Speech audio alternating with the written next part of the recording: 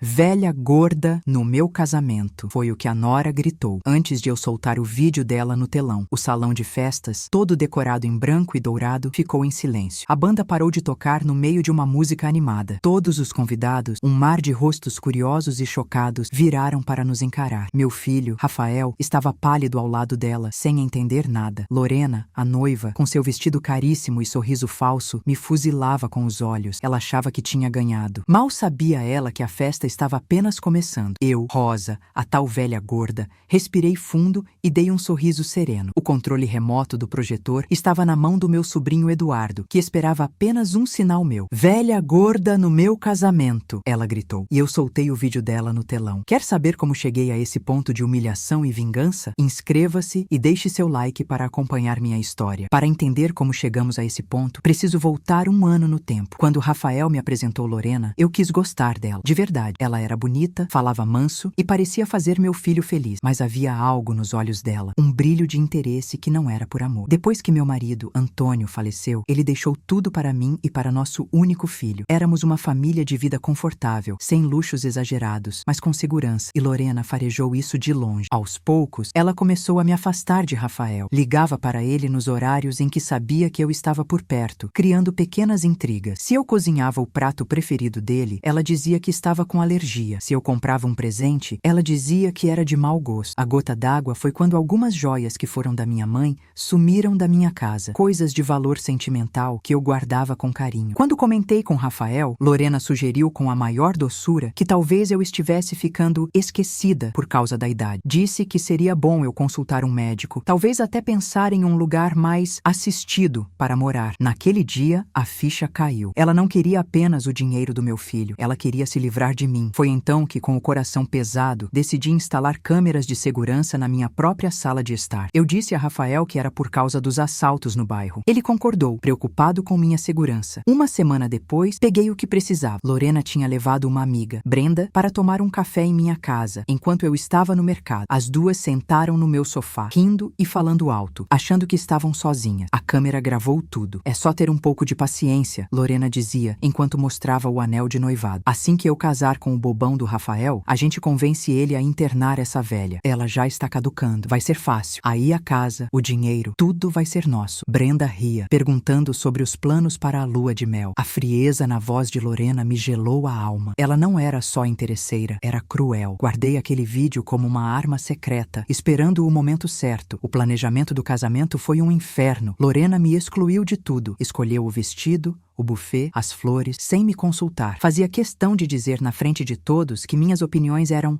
antigas. Eu aguentei tudo calado. Deixei que ela pensasse que estava me vencendo, que eu era uma velhinha boba e frágil. Na semana do casamento, procurei meu sobrinho Eduardo, que entende tudo de tecnologia. Pedi a ele para preparar uma homenagem surpresa para os noivos, um vídeo com fotos antigas. Entreguei a ele um pendrive. Ele, inocente, preparou tudo no telão que Lorena tinha alugado, um equipamento enorme que exibia fotos do casal em looping. E isso nos traz de volta ao salão. Lorena gritou o insulto porque eu me recusei a entregar a ela o broche de diamantes da minha avó, que ela queria usar como algo emprestado. Ela fez uma cena dizendo que eu estava estragando o dia mais feliz da vida dela. Foi a deixa perfeita. Olhei para Eduardo e fiz um leve aceno com a cabeça. As fotos sorridentes do casal no telão sumiram. A tela ficou preta por um segundo e então a imagem da minha sala de estar apareceu, nítida como o dia. A voz de Lorena ecoou pelos alto-falantes, clara e inconfundível, falando sobre internar a velha caduca. O silêncio no salão era tão pesado que se podia ouvir a respiração das pessoas. Os convidados, que antes cochichavam, agora estavam de boca aberta, olhando do telão para Lorena. O rosto dela passou por todas as cores possíveis, do branco ao vermelho. Ela tentou dizer que era uma montagem, uma mentira, mas a voz no vídeo era dela. A amiga, Brenda, que era uma das madrinhas, tentou se esconder atrás de outro convidado. Rafael ficou parado, congelado, olhando para a tela. Via as lágrimas surgindo em seus olhos enquanto a noiva dele, a mulher que ele amava, revelava seu plano monstruoso para todo mundo ouvir. Quando o vídeo terminou, Lorena partiu para cima de mim, gritando ofensas, mas os pais dela, envergonhados, a seguraram e a arrastaram para fora do salão. A festa tinha acabado. Os convidados começaram a ir embora, sem saber o que dizer, deixando para trás um rastro de comida intocada e presentes inúteis. Fiquei ali, parada no meio do salão vazio, ao lado do bolo de 5 andares que ninguém comeria. Rafael se aproximou de mim, o rosto marcado pela dor e pela decepção. Ele não disse nada, apenas me abraçou. Foi um abraço longo, apertado, cheio de pedidos de desculpas que ele não precisava falar. Eu apenas o abracei de volta, sentindo o peso de meses sair das minhas costas. 2 meses se passaram desde o casamento que não aconteceu. O processo de anulação foi rápido. Lorena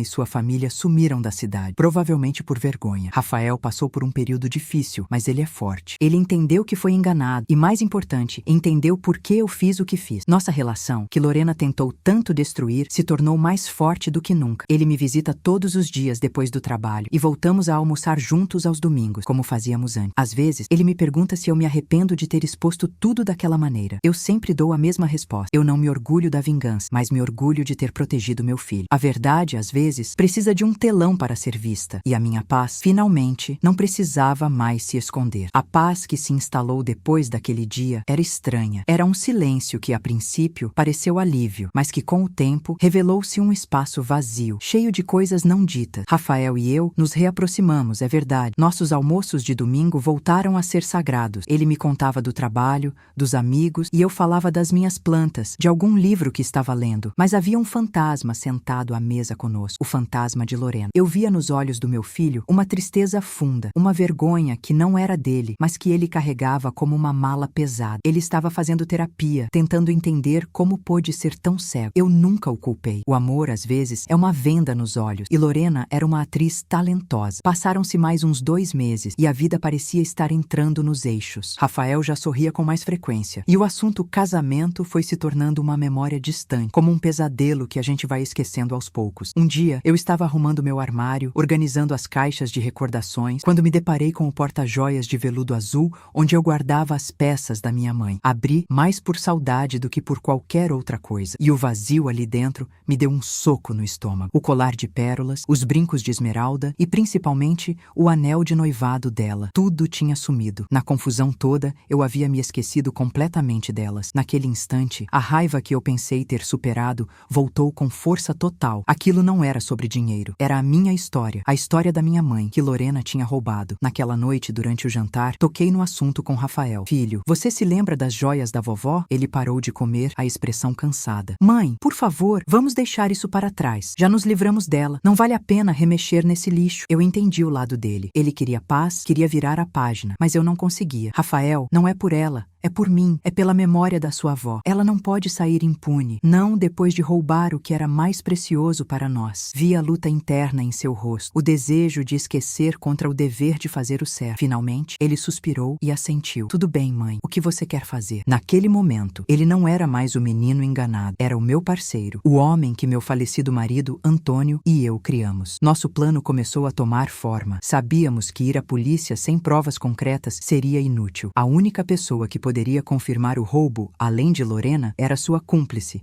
a madrinha Brenda. Meu sobrinho Eduardo, sempre prestativo, fez uma busca rápida na internet e a encontrou. Brenda estava tentando viver como se nada tivesse acontecido, postando fotos de festas e viagens, tentando apagar a mancha daquele casamento desastroso de sua biografia. Ela era o nosso elo mais fraco. Rafael, com o coração pesado, concordou em ser a isca. Ele ligou para ela. A voz dele era firme, calma. Disse que precisava conversar com ela sobre um assunto particular para encerrar de vez aquele capítulo. O pânico na voz dela, ao ouvir o nome dele, foi evidente. Ela gaguejou, mas acabou concordando em nos encontrar em uma cafeteria no centro da cidade na semana seguinte. Chegamos ao local um pouco antes, eu e Rafael. Ele segurava minha mão por baixo da mesa. Tem certeza disso, mãe? Tenho, meu filho. A verdade completa precisa aparecer. Brenda chegou alguns minutos depois, magra, abatida, os olhos fundos. Não parecia em nada com a mulher alegre de suas fotos. Ela se sentou, sem jeito, e mal conseguia nos encarar. Eu fui direto ao ponto, sem rodeios, mas com a voz suave. Brenda, não estamos aqui para te acusar. Estamos aqui para recuperar algo que tem um valor sentimental enorme para a nossa família. As joias da minha mãe. Ela empalideceu, negando com a cabeça. Eu não sei de nada. Lorena disse que... Rafael a interrompeu. Brenda, nós sabemos que você sabe. O vídeo mostrou que você era cúmplice dos planos dela. Não queremos problemas para você. Só queremos o que é nosso. Nos ajude a encontrar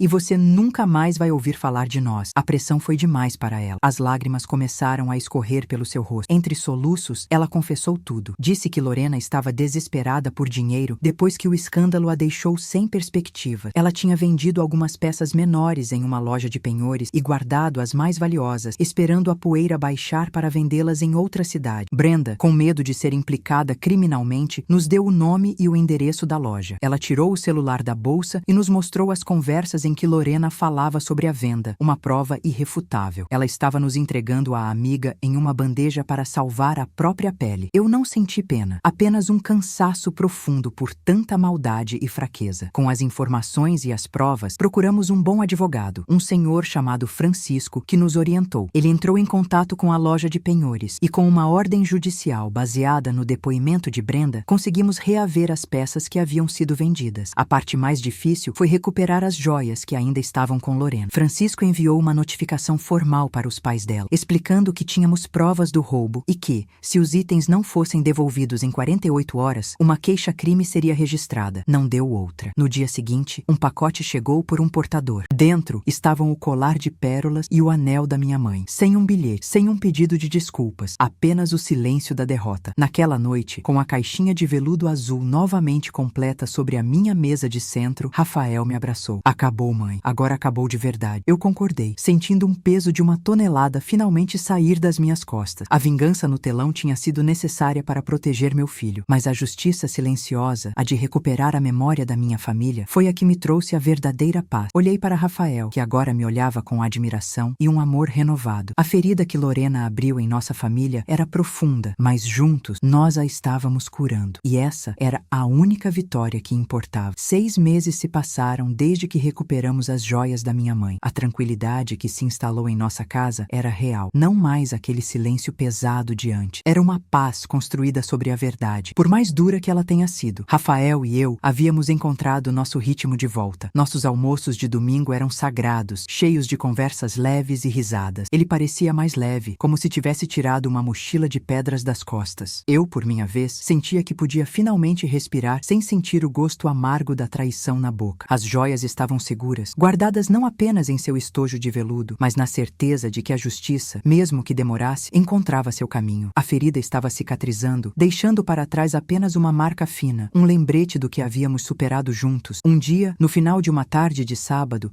enquanto cuidava das minhas samambaias na varanda, Rafael chegou com um brilho diferente nos olhos. Era um brilho que eu não via há muito tempo, desde antes de Lorena. Ele se sentou ao meu lado, meio sem jeito, e falou sobre o trabalho, sobre um filme que queria ver, mas eu o conhecia como a palma da minha mão. Havia algo mais. Finalmente, ele tomou coragem. Mãe, eu conheci uma pessoa. Meu coração deu um pulo, uma mistura de alegria e pânico. A primeira imagem que veio à minha cabeça foi o sorriso falso de Lorena. Forcei um sorriso, tentando esconder o arrepio que percorreu minha espinha. Que bom, meu filho. Fico feliz por você. Mas por dentro, um alarme soava, alto e estridente. Nos dias que se seguiram, a desconfiança virou minha sombra. Rafael falava dela com carinho. O nome dela era Alice. Era professora de crianças pequenas. Gostava de caminhar no parque e sua risada era suave, segundo ele. Cada detalhe que ele contava, em vez de me acalmar, me deixava mais alerta. Eu procurava por falhas, por sinais de interesse, por qualquer semelhança com Lorena. Eu sei que era injusto, mas o trauma era como um veneno que ainda corria nas minhas veias. Rafael percebeu minha atenção e, com uma paciência infinita, disse: Mãe, ela não é como a Lorena. Dê uma chance a ela, por favor. Eu concordei, mas a promessa saiu fraca. Eu a conheceria, sim, mas com os 2 pés atrás e uma lupa em cada olho. O jantar foi marcado para a sexta-feira seguinte, na minha casa. Passei o dia cozinhando, mais para manter as mãos e a mente ocupadas do que por hospitalidade. Quando a campainha tocou, respirei fundo. Rafael abriu a porta e lá estava ela. Alice era o oposto de Lorena. Tinha um rosto sereno, usava um vestido simples e não tinha uma gota de maquiagem. Seu sorriso, quando me cumprimentou, pareceu sincero. Durante o jantar, ela falou do seu amor pelas crianças, das dificuldades da sua profissão, de sua família simples do interior. Ela não perguntou sobre nossa vida financeira, não elogiou minha casa de forma exagerada, não fez nada que acendesse meus alertas, e isso, ironicamente, me deixou ainda mais desconfiada. Era bom demais para ser verdade. Ninguém ninguém podia ser tão perfeita. Foi então que tive uma ideia terrível, uma ideia nascida do medo. Depois do jantar, enquanto servia o café, anunciei que precisava pegar um álbum de fotos antigas no meu quarto. Era uma desculpa. Antes de sair da sala, de forma descuidada, deixei minha bolsa sobre uma poltrona, com o zíper meio aberto, de modo que uma parte do meu broche de esmeraldas, a peça mais valiosa que restou, ficasse visível. Meu coração batia forte. Eu queria estar errada, mas uma parte de mim precisava ter certeza. Fiquei no corredor,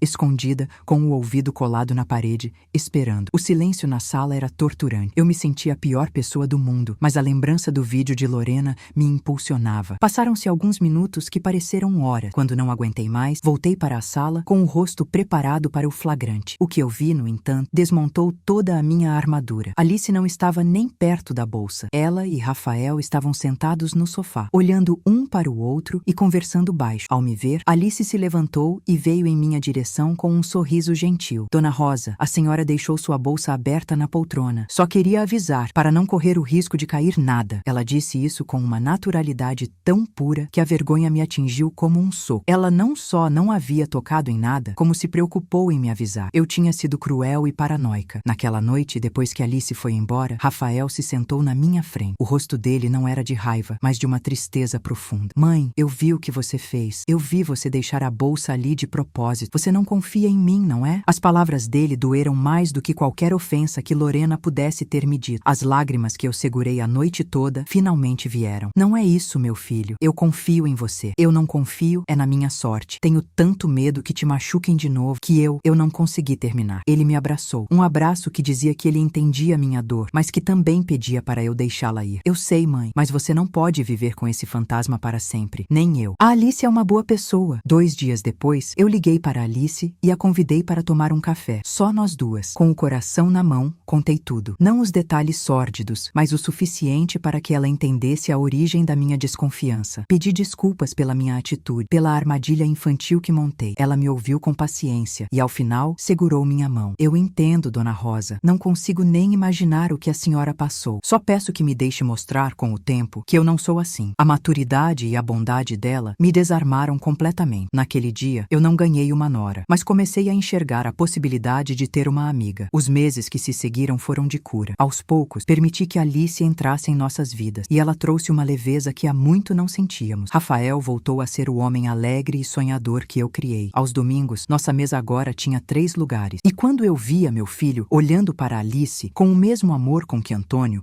um dia me olhou, eu entendia. A minha vingança no telão não foi o ponto final da história. Foi o ponto de partida para uma nova fase. A verdadeira vitória não foi apenas desmascarar o mal, mas ter coragem para abrir a porta para o bem outra vez. A paz, finalmente, não era mais sinônimo de silêncio, mas do som de novas risadas enchendo a minha casa. 1 ano se passou desde que Alice entrou em nossas vidas. 1 ano de domingos ensolarados, de cheiro de bolo de fubá no forno e do som da risada do meu filho ecoando pela casa. A presença de Alice era como uma brisa suave que limpa o ar pesado. Ela e Rafael construíam o amor deles dia a dia, com a simplicidade e a verdade que faltaram da outra vez. Eu aprendi a baixar a guarda, a confiar não apenas nela, mas na capacidade do meu filho de escolher o bem. A ferida deixada por Lorena estava finalmente se tornando uma cicatriz fina, quase invisível. Uma noite, durante o jantar, Rafael pegou a mão de Alice, olhou para mim e disse: "Mãe, vamos nos casar." A alegria que senti foi tão pura, tão intensa, que as lágrimas vieram sem pedir licença. Seria uma cerimônia pequena, só para os mais chegados no jardim de casa. Tudo o que o outro casamento não foi. Real. A paz, no entanto, é algo que pessoas como Lorena não suportam ver nos outros. A felicidade alheia parece um insulto para quem vive na amargura. A notícia do novo casamento de Rafael deve ter chegado aos ouvidos dela, porque foi exatamente 1 semana depois do anúncio que o pesadelo bateu à nossa porta outra vez. Chegou na forma de um envelope pardo, com selos oficiais. Era uma intimação. Lorena estava me processando por danos morais e difamação. Exigia uma quantia absurda de dinheiro, o suficiente para nos deixar em dificuldades, alegando que a exposição no telão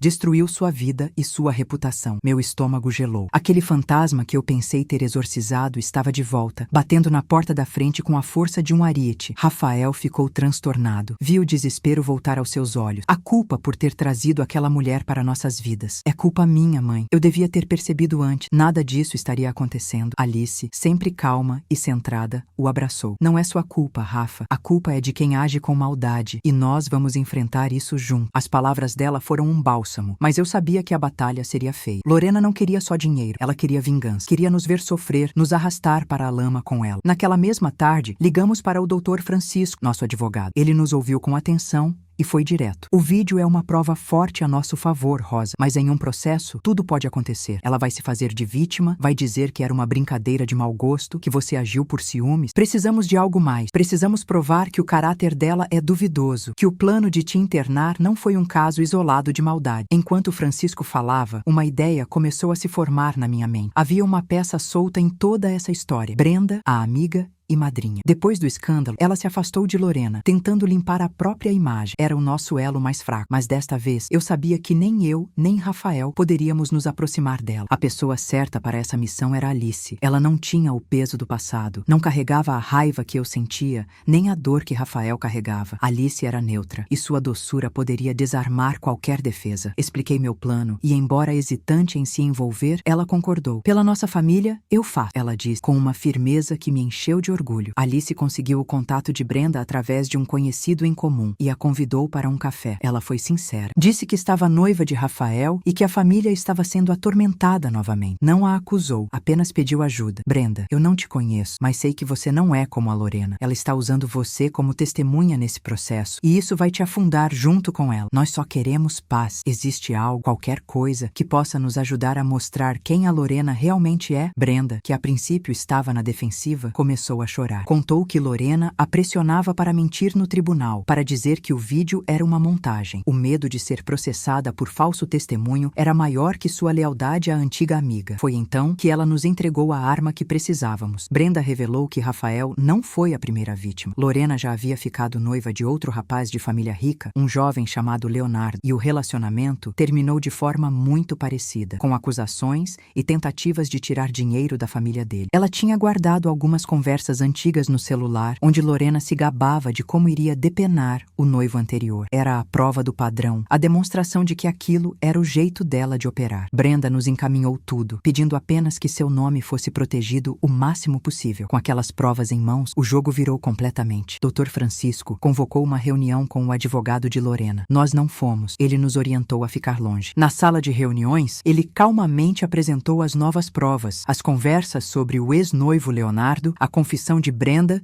de que estava sendo coagida a mentir. Ele explicou que, se Lorena insistisse no processo, nós iríamos contra-atacar com uma acusação de extorsão, fraude e coação de testemunha. A pena para isso seria muito mais séria do que uma simples indenização. O blefe de Lorena tinha sido descoberto. Diante da ameaça de uma investigação criminal, ela não teve escolha. Em menos de 24 horas, seu advogado nos comunicou que estava retirando o processo. Naquela noite, abri um vinho que guardava para uma ocasião especial. Rafael, Alice e eu brindamos em silêncio por um momento. Depois, Rafael me olhou e disse: "Obrigado, mãe, por nunca ter desistido de mim." Eu sorri, mas olhei para Alice. "Nós nunca desistimos, meu filho. Nós." Naquele momento, eu soube. A vitória no telão foi barulhenta e necessária, mas a verdadeira vitória foi essa, silenciosa. Foi a união que construímos nas cinzas daquele desastre. A maldade de Lorena tentou nos destruir 2 vezes, mas tudo o que conseguiu foi nos tornar mais fortes, mais unidos. O casamento de Rafael e Alice, algumas semanas depois, foi no nosso jardim. Foi simples, iluminado pelo sol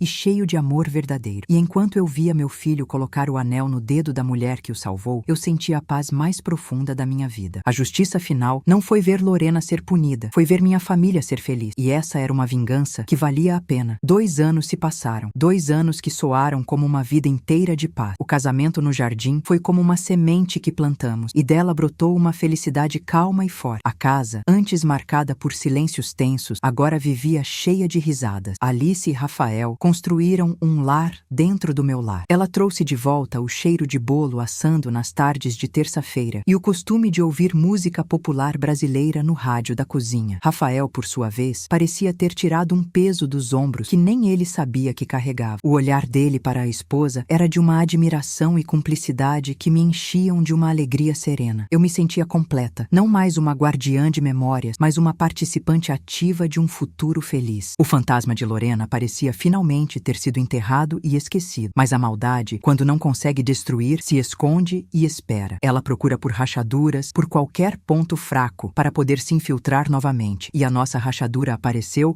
na forma de uma ligação inesperada. Era minha prima de segundo grau, Juracy, uma senhora que morava no interior e com quem eu não falava há anos. Ela disse que estaria na cidade para uma consulta médica e perguntou se poderia passar para tomar um café. Fiquei surpresa, mas feliz. A família andava tão distante que qualquer reaproximação era bem-vinda. Preparei um lanche caprichado e a recebi de braços abertos. Juracy era uma mulher simples, de fala mansa, e passamos a tarde relembrando os velhos tempos. Tudo parecia normal, até ela começar a fazer perguntas estranhas. E o Rafael? Ele parece feliz mesmo? Ela perguntou com um tom de preocupação que não parecia natural. Essa moça, a Alice, ela cuida bem dele? Porque, coitado, depois de tudo que ele passou, eu respondi que eles estavam ótimos, que Alice era uma bênção em nossas vidas. Mas Juracy insistia. Você tem certeza, Rosa? Porque às vezes as aparências enganam. Uma mulher interesseira pode ser muito convincente. Aquilo acendeu um alarme dentro de mim. Eram palavras muito parecidas com as que Lorena usava. Nas semanas seguintes, as ligações de Juracy se tornaram frequentes. Eram sempre cheias de pequenas alfinetadas, de sugestões disfarçadas de que talvez Alice não fosse tão perfeita assim, de que eu deveria ficar de olhos abertos. Eu sentia o veneno sendo injetado aos poucos e sabia exatamente de onde ele vinha. Foi Alice, com sua sensibilidade, quem percebeu o quanto aquilo estava me afetando. Uma noite,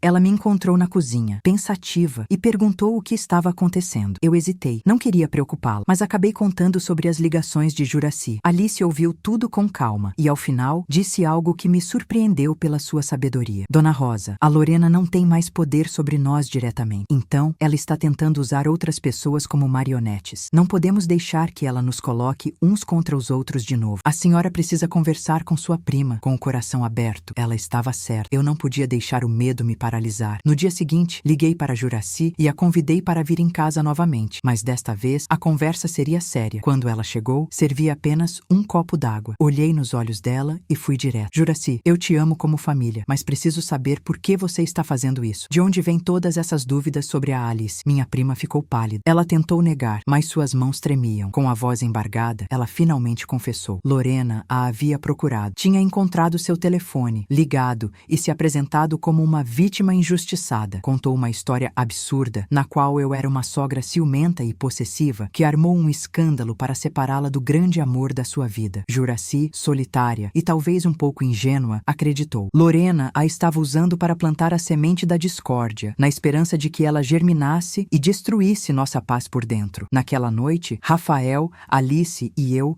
nos sentamos à mesa da cozinha. A sensação de ter o inimigo batendo a porta de novo era horrível, mas desta vez estávamos unidos. Não havia mais desconfiança entre nós. Rafael ficou furioso. Queria ir atrás de Lorena, mas Alice o acalmou. Violência não vai resolver, Rafa. Isso só daria a ela mais munição para se fazer de vítima. Precisamos de uma solução definitiva. Foi então que ligamos novamente para o Dr. Francisco. Explicamos a situação, a perseguição indireta, a manipulação da minha prima. Ele foi claro. Isso se chama assédio. Ela está violando a paz de vocês de forma calculada. Podemos entrar com um pedido de medida protetiva, uma ordem de restrição. Ela não poderá mais chegar perto de vocês, nem entrar em contato por qualquer meio, diretamente ou através de terceiros. Juracy, morrendo de vergonha e arrependimento, concordou em testemunhar. Ela nos encaminhou as mensagens que trocou com Lorena, onde ficava claro a manipulação e as mentiras contadas. Com essas provas, o processo foi rápido. Lorena foi notificada oficialmente de que não poderia mais mencionar nossos nomes, ligar ou se aproximar de nós ou de qualquer parente nosso. Se o fizesse, seria presa. Foi uma vitória silenciosa, sem plateia, sem telão. Foi a vitória da lei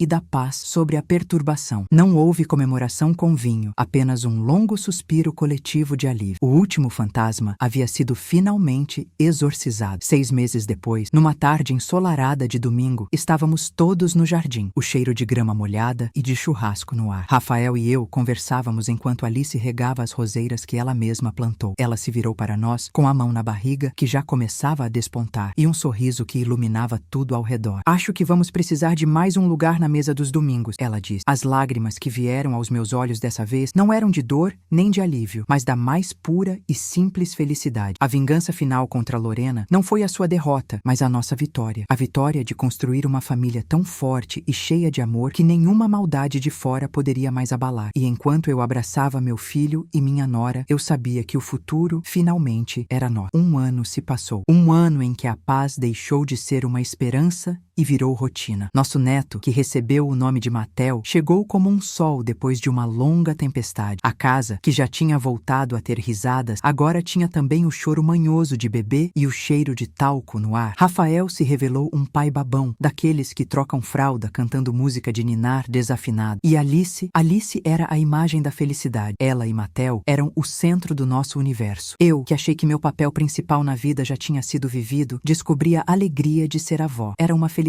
serena, construída sobre as cinzas de uma guerra que vencemos juntos. A ordem de restrição contra Lorena era como um muro invisível, mas forte, que nos protegia. Ela havia sumido do mapa, e nós agradecíamos por isso todos os dias. Ela achava que tinha ganhado, mas a festa estava apenas começando. O que você faria no meu lugar diante da traição e das joias da minha mãe sumindo? Comente o que está achando e compartilhe essa revolta. Mas o mal não desiste, ele apenas muda de estratégia. E a nova estratégia de Lorena foi desenterrar um fantasma que nem eu lembrava que existia. Chegou pelo correio, num envelope pardo, com selos de cartório. Um documento oficial, frio e assustador. Era uma notificação de processo. Um homem chamado Cláudio, que eu mal recordava, estava reivindicando parte da herança de Antônio. Ele se dizia um antigo sócio, lesado numa transação feita décadas atrás. As alegações eram absurdas, cheias de mentiras sobre acordos de boca que nunca existiram. O nome de Lorena não aparecia em lugar nenhum, mas eu senti o cheiro do veneno dela em cada palavra daquele documento. Era a letra dela, mesmo que a mão fosse de outro. Rafael ficou transtornado. Isso não faz sentido, mãe. O papai era o homem mais honesto do mundo. Esse Cláudio, eu lembro dele, vagamente. Ele foi demitido por desvio de dinheiro há mais de 20 anos. Alice, com Matel no colo, tentava nos acalmar, mas seus olhos mostravam o medo que ela sentia. Aquele processo não era sobre dinheiro. Era sobre perturbar nossa paz, sobre nos arrastar para a lama, sobre colocar uma sombra na memória de Antônio. Era um ataque ao nosso alicerce. Ligamos para o doutor Francisco, que nos pediu calma. Ele analisou os documentos e confirmou nossas suspeitas. A causa é fraca, Rosa. As acusações são velhas e sem prova, mas um processo assim se arrasta. Custa dinheiro, custa energia. Alguém está financiando esse homem. Alguém que quer ver vocês sofrerem. Desta vez, eu não ia esperar sentado. Eu não ia deixar que a burocracia e a maldade velada de Lorena estragassem os primeiros anos de vida do meu neto. O advogado nos orientou a não procurar o tal Cláudio, a deixar que tudo corresse pelos meios legais. Mas eu sabia que o jogo de Lorena não era legal, era pessoal, e precisava de uma solução pessoal. Pedi ajuda ao meu sobrinho,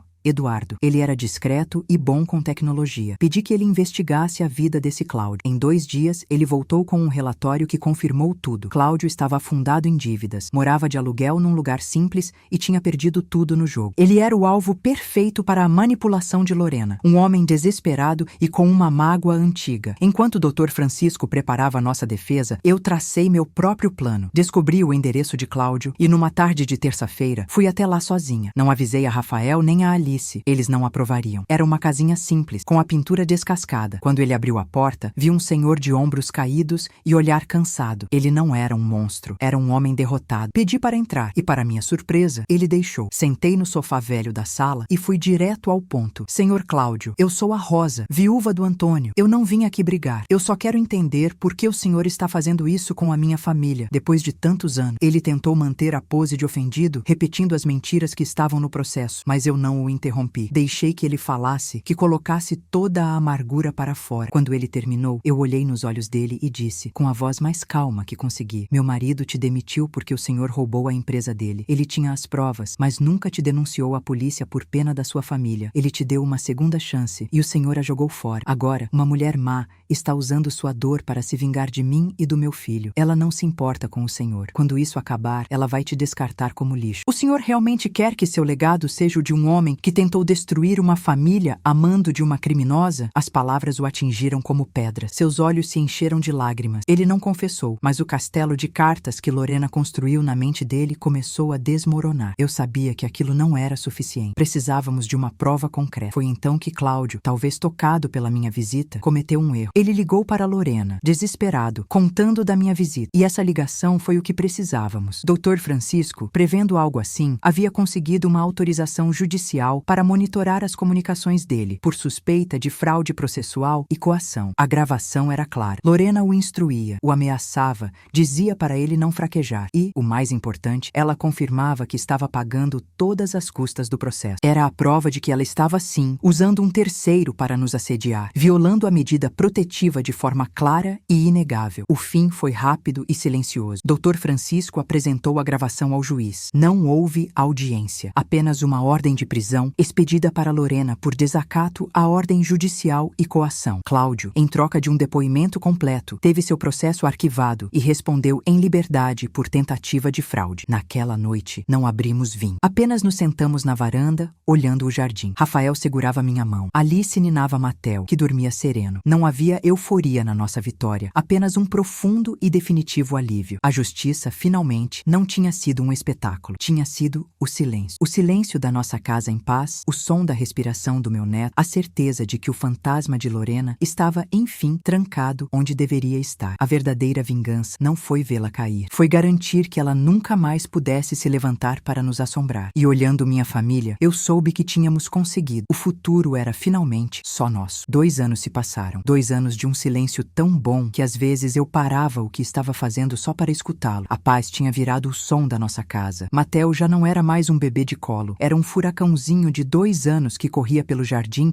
gritando "vó" com uma alegria que curava qualquer ferida antiga. Rafael e Alice estavam mais unidos do que nunca, construindo a vida deles com a calma de quem sabe que o pior já passou. Lorena estava cumprindo sua pena, e o nome dela era uma lembrança distante, como uma febre ruim que foi curada. Nós tínhamos vencido. A vida seguia em frente, ensolarada e barulhenta, cheia de risadas de criança e cheiro de bolo de fubá no forno. Mas a raiz do mal é profunda, e mesmo quando a gente corta a árvore, ela pode tentar brotar de novo. A nova tentativa veio na forma de uma senhora de cabelos brancos e olhar triste que me abordou no parquinho perto de casa. Eu estava empurrando Matel no balanço quando ela se sentou no banco ao meu lado. "Com licença", ela disse com uma voz suave, quase um sussurro. "Seu neto é lindo. Me lembra a minha filha quando era pequena." Eu agradeci com um sorriso educado, pronta para voltar minha atenção para o meu neto. Mas ela continuou. "Meu nome é Dalva. Eu sou a mãe da Lorena." O ar me faltou por um segundo. O balanço parou. Era como ver um fantasma em plena luz do dia. Ela parecia inofensiva. Uma velhinha curvada pela dor, com as mãos trêmulas segurando uma bolsa gasta. Contou que soube da prisão da filha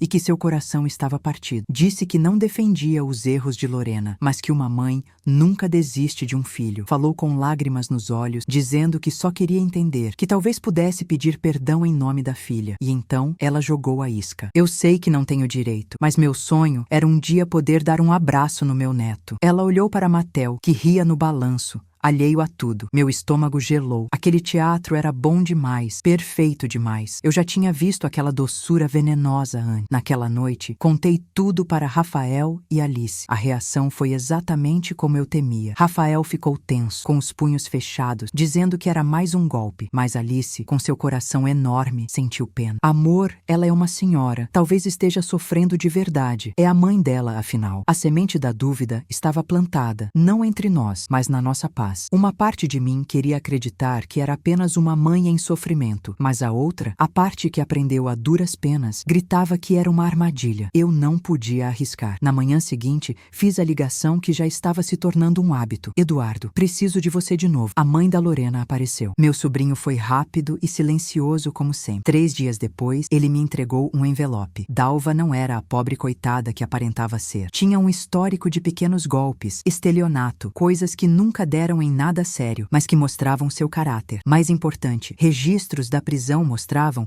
que ela visitava Lorena toda semana, sem falta. E a cereja do bolo: Eduardo descobriu e-mails trocados entre Dalva e um jornalista conhecido por destruir reputações em troca de dinheiro. O plano era claro. Ela se aproximaria de nós, tentaria criar um laço com Matel e, quando negássemos, posaria para as câmeras como a avó sofredora, expulsa por uma família cruel que roubou sua filha e agora lhe negava o neto. A raiva que senti foi fria e calculada. Eles não iam transformar meu neto numa arma. Eles não iam usar a bondade da minha nora contra nós. Chamei Rafael e Alice e mostrei as provas. O olhar de pena nos olhos de Alice foi substituído por uma determinação feroz. O que vamos fazer, Rosa? Ela perguntou, a mão protetoramente sobre a barriga, onde nosso segundo neto já começava a crescer. Desta vez, a solução não seria apenas legal, teria que ser definitiva. Liguei para o Dr. Francisco, expliquei o plano que se formava na minha cabeça. Ele hesitou, mas concordou que, com as provas que tínhamos, poderíamos armar uma arapuca para pegar Dalva em flagrante por assédio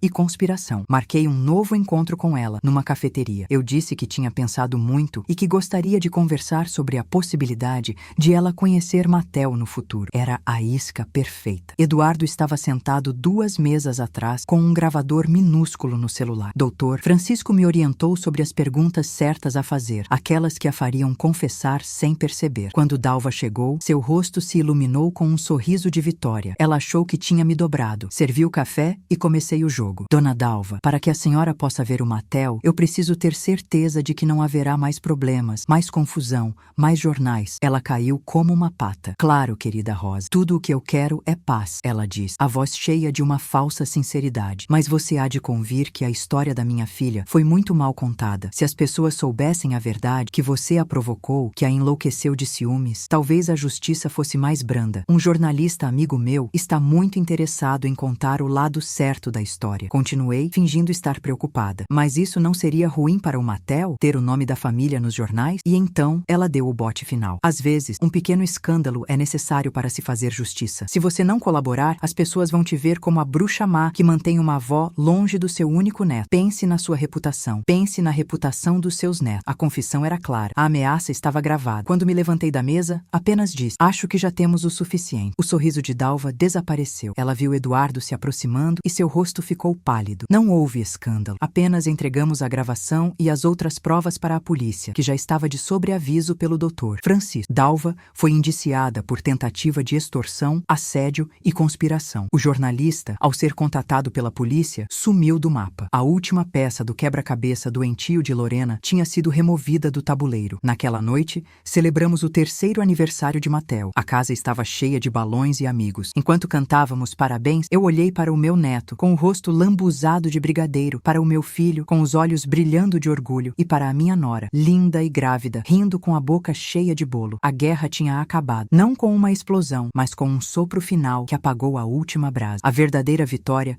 não foi ver nossos inimigos caírem um a um, foi construir uma felicidade tão sólida, tão real e tão barulhenta que nenhum sussurro do mal poderia mais nos alcançar. O futuro era uma página em branco, e pela primeira vez em muito tempo, eu sabia que só nós segurávamos a caneta para escrevê-lo. 5 anos se passaram, 5 anos de paz, uma paz tão sólida que eu podia senti-la como o calor do sol na pele. Minha segunda neta, Letícia, era uma menina de cachinhos dourados e gênio forte, a cópia da Alice. Matel, com seus 8 anos, já era um homenzinho, protetor da irmã e o dono do meu coração. Rafael e Alice tinham construído um casamento feliz, daqueles de comercial de margarina, mas de verdade. A vida era boa, simples. Era um domingo de manhã, o cheiro de café fresco e bolo de laranja enchendo a casa. As crianças corriam no jardim, seus gritos de alegria eram a trilha sonora da nossa felicidade. Eu estava na cozinha, com as mãos sujas de farinha, quando o carteiro buzinou. Era uma daquelas cartas oficiais, com um selo do sistema de justiça. Meu estômago virou uma pedra de gelo. Rafael pegou o envelope da minha mão trêmula. Ele leu em silêncio, seu rosto perdendo a cor aos poucos. Alice se aproximou, preocupada, pegando Letícia no colo como um escudo. Eu não precisava que ele dissesse nada. Eu já sabia. O fantasma estava voltando. Mãe, ele começou, a voz rouca. Lorena vai ser solta no próximo mês. Liberdade condicional por bom comportamento. O silêncio que caiu sobre a nossa cozinha foi mais pesado do que qualquer grito. A paz que levamos anos para construir pareceu de repente fina como uma casca de ovo, pronta para quebrar ao menor toque. A guerra Afinal, não tinha acabado. Era apenas uma trégua, e o tempo dela havia se esgotado. Naquela noite, ninguém dormiu direito. Rafael andava de um lado para o outro na sala, a fúria antiga queimando em seus olhos. Ele falava em se mudar, em ir para outro país, em fazer qualquer coisa para manter Lorena longe. Alice, sempre a mais calma, tentava acalmá-lo, mas seus olhos mostravam o mesmo medo que todos nós sentíamos. Eu fiquei quieta, sentada na minha poltrona, sentindo um cansaço profundo. Eu não ia fugir. Essa era a minha casa, a minha família. Eu não passaria o resto da minha vida olhando por cima do ombro. Se Lorena queria voltar, ela me encontraria esperando. Na manhã seguinte, liguei para o Dr. Francisco. A voz dele era séria, mas firme. Ele explicou que legalmente não podíamos impedir a soltura dela. Ela tinha cumprido parte da pena, tinha direito a condicional, mas podíamos nos proteger. Pedir uma nova medida protetiva, mais rígida, que a impedisse de chegar a quilômetros de distância de qualquer um de nós. Enquanto o Dr. Francisco cuidava da parte legal, eu chamei o Eduardo. Pedi a ele o impossível: descobrir tudo sobre os anos de Lorena na prisão. Quem eram seus amigos, seus inimigos, seus planos. Meu sobrinho, como sempre, não fez perguntas. Apenas disse: deixa comigo, tia. Uma semana depois, ele me trouxe as informações. Lorena não tinha mudado. Tinha ficado mais esperta. Na prisão, ela se aproximou de uma detenta antiga, uma mulher chamada Zilda, conhecida por ser mestre em fraudes e golpes. Elas tinham se tornado inseparáveis. Zilda seria solta na mesma época. O plano delas não era um ataque direto, era algo pior. Eduardo descobriu cartas trocadas entre elas, falando em recuperar o que é dela por direito, mencionando os nomes dos meus netos. Elas não queriam vingança, elas queriam usar as crianças. A ideia de Lorena perto de Matel e Letícia acendeu em mim uma raiva fria que eu não sentia há anos. Não era mais sobre mim ou sobre o Rafael. Era sobre proteger dois anjinhos inocentes. A medida protetiva era papel. Papel pode ser rasgado, ignorado. Eu precisava de algo definitivo. Conversei com Rafael e Alice, mostrei o que Eduardo tinha descoberto. O medo nos olhos deles se transformou na mesma determinação que eu sentia. Não haveria mais batalhas legais. Não haveria mais armadilha. Era hora de encerrar essa história de uma vez por todas. O plano que se formou na minha cabeça era arriscado, talvez até um pouco cruel, mas era necessário. Era a única forma de garantir que Lorena nunca mais fosse uma ameaça. Usei uma parte das economias que meu marido Antônio tinha deixado. Com a ajuda de Eduardo, rastreamos Zilda, a comparsa de Lorena. Antes que ela fosse solta, fizemos uma visita ao seu advogado, um homem chamado Valdir. Não fizemos ameaça, fizemos uma proposta. Mostramos as provas que tínhamos do plano dela com Lorena, provas de conspiração para cometer fraude e extorsão. Provas que a mandariam de volta para a prisão por muitos e muitos anos. E então, oferecemos a ela uma escolha, uma quantia generosa para ela sumir do país e nunca mais entrar em contato com Lorena, ou a denúncia. O advogado, um homem prático, entendeu na hora. 3 dias depois, Zilda aceitou a proposta. No dia em que foi solta, em vez de encontrar Lorena, ela pegou um voo só de ida para a Europa. Lorena saiu da prisão e encontrou o vazio. Sua única aliada, seu plano, seu apoio, tudo tinha desaparecido. Ela estava sozinha, sem dinheiro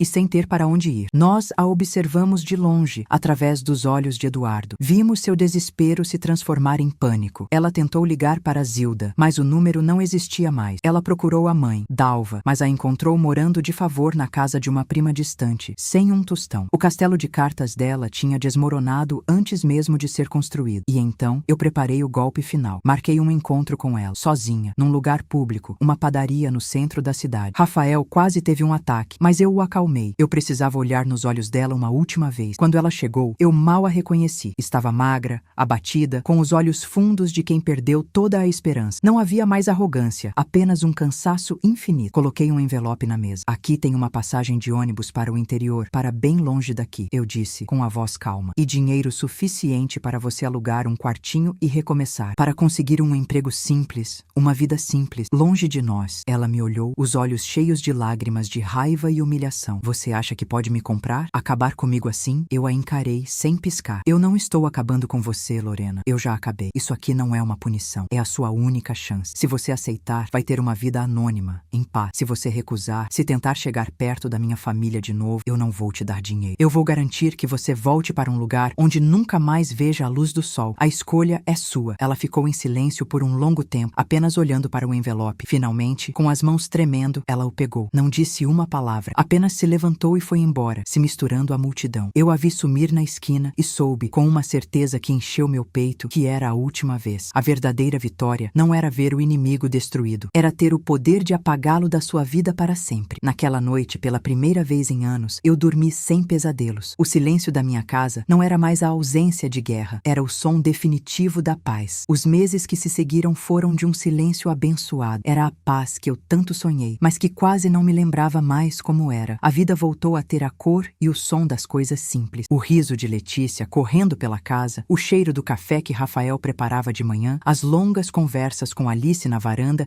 enquanto as crianças brincavam no jardim. A ausência de Lorena era um alívio físico, como tirar um sapato apertado depois de um dia inteiro em pé. Eu a imaginei em alguma cidadezinha do interior, trabalhando num emprego qualquer, uma figura anônima que o tempo iria apagar por completo. Aquele envelope na padaria não tinha sido um ato de vingança, mas de cirurgia. Eu tinha removido o tumor da nossa vida. Uma tarde, uns 4 meses depois, Eduardo veio me visitar. Ele não avisou, apenas apareceu na minha porta com uma cara que eu conhecia bem, a cara de quem trazia más notícias, mas não queria estragar o meu dia. Sentamos na cozinha, servi um pedaço de bolo de fubá e esperei. Ele comeu em silêncio, olhando para o nada. Tia, preciso te contar uma coisa, ele disse finalmente, empurrando o prato. É sobre a Lorena. Meu coração, que andava tão calmo, deu um pulo assustado. Ela não pegou aquele ônibus, não é? Eduardo balançou a cabeça. Não. Ela vendeu a passagem, usou o dinheiro para alugar um quarto melhor por umas semanas, comprar umas roupas e mudar o visual. E então, tia, ela fez o que faz de melhor. Encontrou um alvo. Ele me mostrou fotos no celular. Lorena estava diferente. Cabelo mais curto, tingido de um tom de loiro elegante, roupas de grife. Ela estava ao lado de um senhor de cabelos brancos, bem mais velho que ela, que a olhava com uma adoração boba. Quem é ele? Perguntei, sentindo um frio na espinha. O nome dele é Américo, explicou Eduardo. Viúvo, dono de uma rede de lojas de material de construção. Muito rico e, pelo que parece, muito solitário. Ela o conheceu num evento de caridade. Em menos de 2 meses, já está morando na casa dele, agindo como a dona do lugar. Ela se apresentou com outro sobrenome. Contou uma história triste de que era órfã e tinha perdido tudo. O homem caiu como um patinho. A paz tinha sido uma ilusão. Eu não tinha removido o tumor. Eu apenas o tinha empurrado para outro lugar, onde ele cresceu mais forte e mais perigoso. A notícia caiu como uma bomba na nossa família. Rafael ficou furioso. Queria ir atrás dela, desmascará-la na frente do tal Américo. Alice, sempre mais ponderada, o acalmou. Isso é o que ela quer, Rafa. Um escândalo. Ela quer que a gente pareça os loucos perseguidores. Precisamos pensar com calma. Mas a calma era impossível. O medo voltou a morar nos cantos da nossa casa. Começamos a ver sombras onde não existiam. Um carro parado do outro lado da rua por muito tempo, um rosto desconhecido perto da escola das crianças. Tudo virava motivo de pânico. Lorena, agora com o dinheiro e a influência de Américo, era uma ameaça 1000 vezes maior. Ela não precisava mais sujar as mãos. Podia pagar outras pessoas para fazer o serviço. Eu passei noites em claro, pensando. O que ela queria não era só dinheiro. Ela já tinha. Era vingança. Era nos destruir, nos ver sofrer. E a forma mais cruel de fazer isso era através dos meus netos. A imagem de Matel e Letícia me deu a força que eu precisava. Não era mais uma questão de me defender, era uma questão de proteger o futuro deles. Chamei Rafael, Alice e Eduardo para uma conversa séria. Não vamos mais reagir aos ataques dela, eu disse, a voz firme. Nós vamos atacar primeiro, e vamos fazer isso de um jeito que ela nunca mais se levante. O plano era simples e brutal. Não iríamos até Lorena, iríamos até Américo. Eduardo passou as semanas seguintes levantando tudo sobre a vida de Américo. Descobrimos que ele tinha 2 filhos, um rapaz chamado Danilo e uma moça, Amanda, que moravam em outro estado. Eles não gostavam de Lorena, desconfiavam dela desde o início, mas o pai, cego de paixão, não lhes dava ouvidos. Eles eram nossos aliados em potencial. Eduardo também descobriu o nome do advogado de confiança de Américo, um homem sério chamado Dr. César. Era por ali que iríamos agir, não com acusações, mas com provas irrefutáveis. Preparamos um dossiê completo. Uma cópia do vídeo do casamento, a gravação da confissão de Dalva, os recortes de jornal da época, o processo judicial por fraude e extorsão. Juntamos tudo em um envelope pardo, sem remetente, e Eduardo o entregou pessoalmente no escritório do Dr. César. Na capa, apenas um bilhete, para o bem do seu cliente. A mulher que ele conhece como Carla, na verdade se chama Lorena. Aconselhamos discrição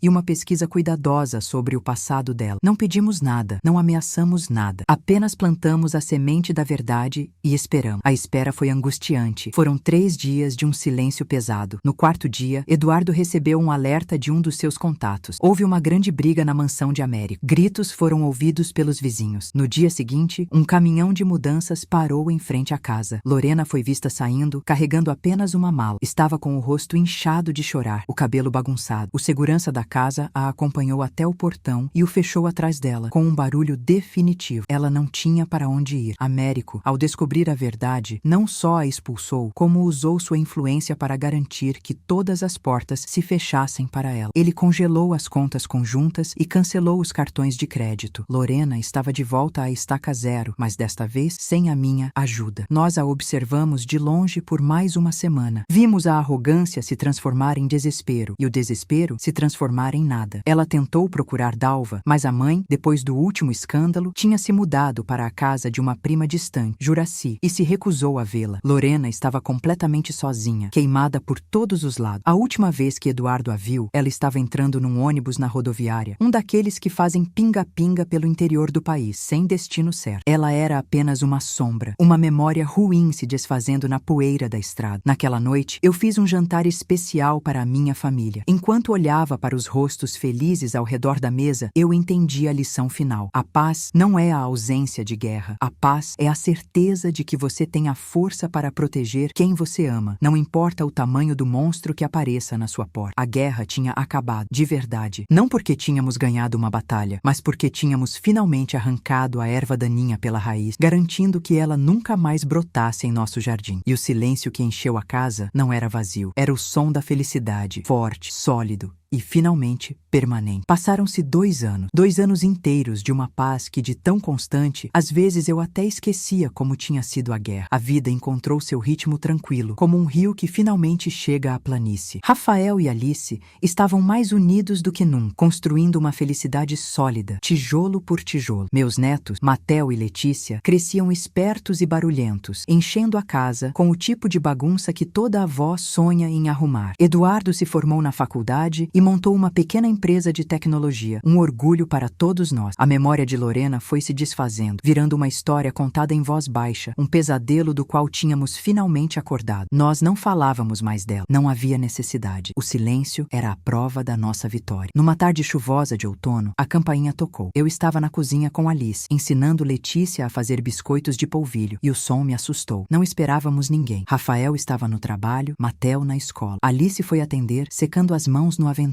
Ouvi a voz dela ficar tensa, baixa. Pois não? Quem a senhora procura? Fui até a porta, com o coração já apertado por um mau pressentimento que eu não sentia há muito tempo. Parada na soleira, encolhida sob a chuva fina, estava uma mulher que demorei a reconhecer. Era Dalva, a mãe de Lorena, mas era uma versão em ruínas dela. Os cabelos, antes tingidos, estavam brancos e ralos. O rosto era um mapa de rugas e desespero. Ela usava um casaco puído e segurava uma sacola de plástico. Alice me olhou sem saber o que fazer. Rafael tinha sido claro. Ninguém ligado a Lorena deveria jamais cruzar nosso caminho novamente. Mas a mulher à nossa frente não parecia uma ameaça. Parecia um animal perdido. Dona Rosa, ela disse, a voz fraca, rouca. Eu não tenho para onde ir. A Juraci me pôs para fora. Eu estou doente. Só preciso de um prato de comida. Qualquer coisa. Meu primeiro impulso foi fechar a porta na cara dela. A raiva subiu pela minha garganta, quente e amarga. Lembrei-me da sua confissão, da sua cumplicidade, do mal que ela ajudou a filha a planejar contra nós. Ela era parte do veneno. Alice pôs a mão no meu braço, um toque suave que me trouxe de volta à realidade. Olhei para o rosto de Dalva, para seus olhos fundos, e não vi maldade. Vi o fim da linha. Pedi para ela esperar na varanda, fora da chuva, mas sem entrar em casa. Fechei a porta e me encostei nela, respirando fundo. Alice me trouxe um copo d'água. O que vamos fazer, Rosa? Liguei para o Rafael. A reação dele foi exatamente a que eu esperava. Fúria. Mãe, manda essa mulher embora agora. Chama a polícia se for preciso. Ela não pisa mais na nossa vida.